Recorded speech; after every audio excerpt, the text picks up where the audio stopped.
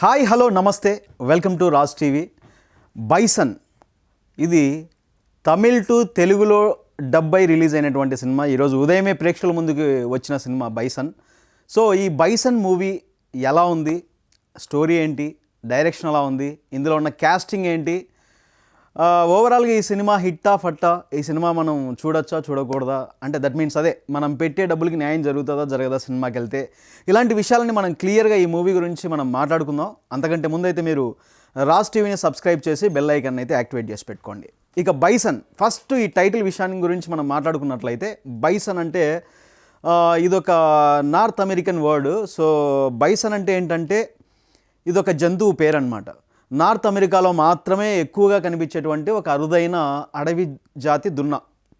So మనం for example మీకు చెప్పాలంటే బాహుబలి సినిమాలో రాణా ఉన్నాడు కదా, రాణా ఒక దున్నతో కుస్తీ పడతాడు, సేమ్ అదే అనమాట. సో బైసన్ అంటే అది.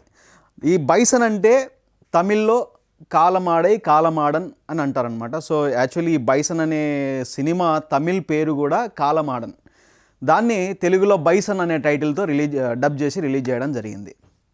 సరే, అయితే తమిళనాడులో ఒక ఏరియాలో ఈ బైసన్ని అంటే ఈ అడవి దున్నని వాళ్ళ ఇంటి దైవంగా కొలిచేటువంటి ఒక ఫ్యామిలీ ఉంటుంది. సో ఆ ఫ్యామిలీ నుంచి వచ్చినటువంటి కుర్రాడు కబడ్డీ ఆడాలని, కబడ్డీ ప్లేయర్ అవ్వాలని, నేషనల్ వైడ్గా కబడ్డీ ఆడాలని, ఇంటర్నేషనల్ వైడ్గా ఆడాలని, ఇండియా టీంకి ఆడాలని, సో అట్టడుగు స్థాయి నుంచి ఒక మాలుమూర గ్రామం నుంచి వచ్చి ఎలా ఇండియన్ టీం క్రికెట్లో సెలెక్ట్ అవుతాడు. సో ఆడి ఇండియాకి ఇండియా టీం తరపున కబడ్డీ ఆడి కప్పు తెస్తాడా తేడా, ఇదంతా సినిమాలో స్టోరీ అనమాట. బైసన్తో మనం కుస్తీ పడితే ఎలా ఉంటుంది, ఎంత డేంజర్గా ఉంటుంది. సో ఆ విధమైన మీనింగ్తో తీసుకున్నాడు అనమాట సినిమాలో. అంటే అంత బలంగా ఆడతాడనమాట హీరో ఈ సినిమాలో కబడ్డీ ప్లేయర్గా. సో అందుకని ఈ సినిమాకి బైసన్ అనే టైటిల్ పెట్టుకొని ఉండొచ్చు. ఇక ఇంకో విషయం, మనకి ఈ సినిమా చూస్తున్నప్పుడు ఇంకో తమిళ్ సినిమా అలా ఒకసారి ఫ్లాష్ అవుతుంది మనకి మన మైండ్లో. సో సేమ్ యాజ్ అలా అనిపిస్తుంది అనమాట. ఆ నేటివిటీ, ఆ పల్లెటూరులో చూపించిన విధానం, అదంతా కూడా అట్మాస్ఫియర్ అంతా కూడా మనకి ఇంకో సినిమాని ఒకసారి మనకి రివైండ్ చేస్తుంది. ఆ సినిమా ఏంటంటే నార్పట్ట. తమిళ్ హీరో ఆర్య చేసిన సార్పట్ట మూవీ. అందులో మనోడు కుస్తీ పోటీలు అనమాట. బాక్సర్ ప్లేయర్గా మనోడు ఒక విలేజ్ నుంచి వెళ్ళి ఒక్కొక్క చోట ఫస్ట్ మండల స్థాయిలో, డిస్ట్రిక్ట్ స్థాయిలో, ఆ తర్వాత నేషనల్ వైడ్గా వెళ్ళి టీంలో ఆడటం, ఇలా ఆ కుస్తీ పోటీలో ఆ బాక్సింగ్ ఫైటింగ్ ఎలాగైతే ఆ సినిమాలో సార్పట్ట మూవీలో అదే నేటివిటీలో ఈ సినిమా కూడా కనిపిస్తుంది అనమాట మనకి బైసన్ అనే మూవీ. ఇక సినిమా విషయానికి వద్దాం. బైసన్ మూవీ ఏంటి, ఎలా స్టార్ట్ అవుతుంది, స్టోరీ ఏంటి అన్న విషయానికి వస్తే, సినిమా ఓపెన్ చేయగానే ఇండియా పాకిస్తాన్ కబడ్డీ వరల్డ్ కప్కి ఆడుతూ ఉంటాయి. సో అక్కడ ఆ బైసన్ అనేటువంటి హీరో క్యారెక్టర్ని ఆ టీంలో జస్ట్ ఎక్స్ట్రా ప్లేయర్గా మాత్రమే తీసుకుని ఉంటారు. సో టీంకి ఎంతమంది కావాలో అంతమందితో పాటు ఎవరికైనా గాయమైతే, ఎవరికైనా దెబ్బలు తగిలితే అప్పుడు సేఫ్ సైడ్ ఎక్స్ట్రా ప్లేయర్ అవసరం కాబట్టి ఈ బైసన్ అంటే ఈ హీరో క్యారెక్టర్ని తీసుకుని ఉంటారనమాట. ఇక ఇండియాకి పాకిస్తాన్కి మ్యాచ్ స్టార్ట్ అయిపోతుంది. బట్ మన బైసన్కి మాత్రం ఆడే అవకాశం రాదు. సో ప్లేయర్స్ని మనోడిని ఎక్స్ట్రా ప్లేయర్గానే ఉంచేస్తారు తప్ప టీంలో అయితే ఆడనివ్వరు. సో అలా ఆ రోజు జరిగే మ్యాచ్లో, ఇండియాకి పాకిస్తాన్కి జరిగినటువంటి మ్యాచ్లో ఇద్దరు ఈక్వల్ పాయింట్స్ స్కోర్ చేయడంతో మ్యాచ్ విత్ డ్రా అయిపోతుంది. అదనమాట విషయం. అయితే హీరో చాలా బాధపడతాడు. ఇదంతా జరుగుతున్న టైంలో మళ్ళీ ఇండియాకి పాకిస్తాన్కి డ్రా మ్యాచ్ అయిన సందర్భంగా మళ్ళీ మ్యాచ్ ఉంటుందా ఉండదా అనేది ఒక సస్పెన్స్ ఉంటుంది. ఈ సస్పెన్స్లో హీరో అసలు ఏంటి, హీరో బ్యాక్డ్రాప్ ఏంటి, హీరో ఎక్కడి నుంచి వచ్చాడు, ఏ స్థాయి నుంచి వచ్చాడు, ఎలా కష్టపడి వచ్చాడు, ఇదంతా పాకిస్తాన్తో మ్యాచ్ అయిపోయే లోపు మొత్తం బిట్లుగా పాటలుగా మనోడి బ్యాక్డ్రాప్ అంతా చూపిస్తూ వస్తాడనమాట స్క్రీన్ ప్లేలో. ఈ సినిమా అలా మనోడి లైఫ్ బ్యాక్గ్రౌండ్ అంతా చూపిస్తూ, సినిమాలో క్యారెక్టరేషన్ ఎక్కడి నుంచి వచ్చాడు, ఎంత అట్టడుగు స్థాయి నుంచి వస్తాడని చూపిస్తూ పాకిస్తాన్ మ్యాచ్ ఆడటం, తర్వాత కప్పు విన్ అవ్వటం ఇలా ఉంటుంది. అయితే ఈ సినిమా ఎలా అనిపించింది, బోరింగ్గా అనిపించిందా, ఇదంతా ఇలా చూపించే విధానంలో ఇంట్రెస్టింగ్గా అనిపించిందా అనే పాయింట్ గురించి కూడా మనం మాట్లాడుకున్నట్లయితే, ఇది చాలా టైట్ గురు అనొచ్చు అనమాట. సో ఈ సినిమా చాలా టైట్గా సీన్స్ అన్నీ కూడా ఇందులో పొందుపరిచాడు. అస్సలు గ్యాప్ ఉండదు, ఎక్కడా బోరింగ్ ఉండదు. సో సినిమా ఎక్కడైనా గ్యాప్ ఇస్తాడరా బాబు అని మనం వెతకాలన్నమాట. అసలు గ్యాప్ ఉండదు. అక్కడ కబడ్డీ, ఇక్కడ మళ్ళీ మనోడి flashback, kabaddi flashback. Screenplay అయితే చాలా ఘోరంగా ఉంది.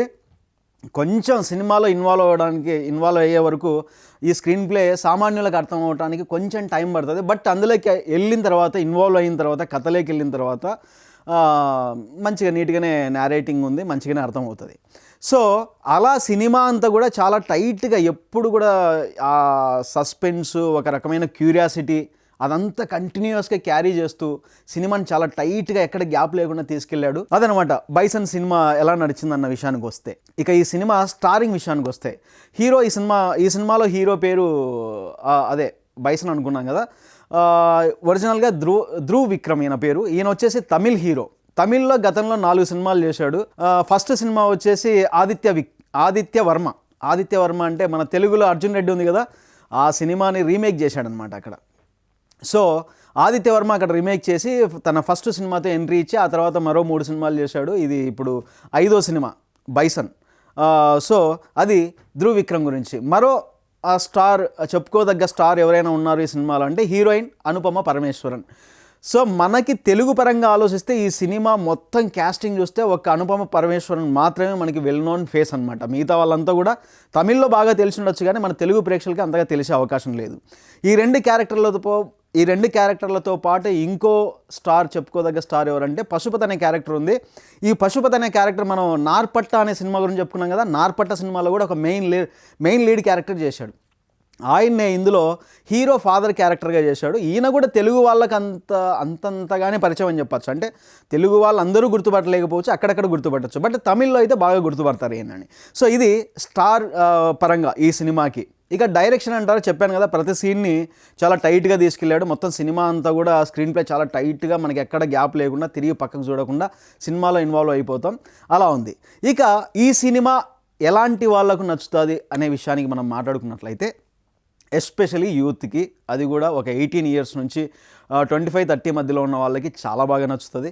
ఇక ఫ్యామిలీ పరంగా ఆలోచిస్తే ఇందులో హీరో ఫాదర్ అండ్ మదర్ చిన్నప్పుడే చనిపోయి ఉంటుంది. దట్ మీన్స్ ఏదో రీజన్ వల్ల హీరోని ఎంత కష్టపడి పెంచుతాడో. సో తన ఊర్లో ఒక పక్క ఈ కబడ్డీ ప్లేయర్ డ్రామా చూపిస్తూనే ఆ ఊర్లో ఎన్నో పగలు, ప్రతీకారాలు, ఫ్యాక్షన్ ఇలాంటివి ఉంటాయి.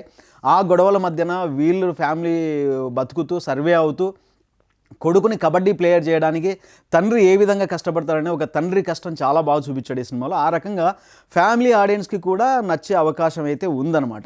ఏదేమైనా ఈ సినిమా ఒక మంచి ఇన్స్పిరేషన్ కలిగించేటువంటి కాన్సెప్ట్లో ఉంటుంది. ఈ సినిమా చూసి మనం ఇన్స్పైర్ అవ్వచ్చు అనమాట. అంటే లైఫ్లో ఎస్ అని ఒక మంచి ఇన్స్పిరేషన్ అయితే మనకి నింపుతుంది. అది బైసన్ సినిమా గురించి. ఈ బైసన్ అనే సినిమా తమిళ్లో ఆల్రెడీ రిలీజ్ అయిపోయి 30 కోట్ల బడ్జెట్తో ఈ సినిమా తీశారు. అక్కడ తమిళ్లో 36 కోట్ల రూపాయలు అయితే 36 కోట్ల గ్రాసు వసూళ్ళు అయితే సాధించింది. మరి ఇవాళే మన తెలుగులో రిలీజ్ అయింది. మరి తెలుగులో ఎంతవరకు వసూళ్ళు సాధించగలదు వేచి చూడాలి. ఎందుకంటే గొప్ప స్టారింగ్ అయితే ఈ సినిమాలో లేదు. మరి ఎంతవరకు మన తెలుగు ప్రేక్షకులు ఈ సినిమాకి అట్రాక్ట్ అవుతారో వేచి చూడాల్సింది. ఒక అనుపమ పరమేశ్వరన్ మాత్రం మనోళ్ళు సో తెలుగులో కూడా ఆవిడ చాలా పెద్ద స్టార్ కాబట్టి, సరే ఎలాంటి కలెక్షన్లు ఉంటాయనేది ఇంకా మనం వేచి చూడాల్సింది. ఇక ఈ సినిమాకి అవుట్ ఆఫ్ 5 మనం ఎన్ని పాయింట్స్ ఇవ్వచ్చు అనే విషయానికి వస్తే, మనం అవుట్ ఆఫ్ 5 3 పాయింట్స్ అయితే ఈ సినిమాకి ఇవ్వచ్చు. సో ఈ సినిమాకి పెట్టే డబ్బులకి ఖచ్చితంగా న్యాయం జరుగుతుందని చెప్పచ్చు. సినిమా సూపర్ డూపర్ హిట్ అని నేను చెప్పలేను కానీ సినిమా అయితే బాగుంది. అది బైసన్ సినిమా గురించి.